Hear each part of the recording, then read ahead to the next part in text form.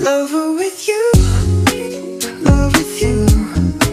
Feels so true, feels so new. Love with you, love with you. Every moment just. Hi guys! Welcome to my vlog! Samahan niyo ako, magbibenta ako lang. For today's video, magbibenta tayo ng kalakan.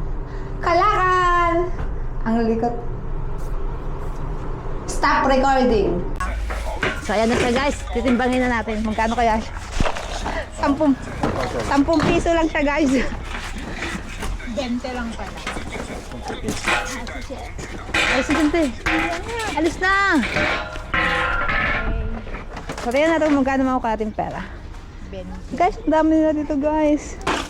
Ginagawa ano yan guys, alahas. Dami oh. Maganda rin negosyo to sa Pinas Junk Shop. Hindi din ang ano. Shesh, 20 nga, 25 guys. Okay guys, see you later. Bye. Stop recording. Okay, hindi na nabasa. Stop recording. Oh, see, ang galing-galing namin guys. 25 lang nakuha namin pera. Nadaya kami guys. Nadaya kami mga mima. Paano ka nadaya te?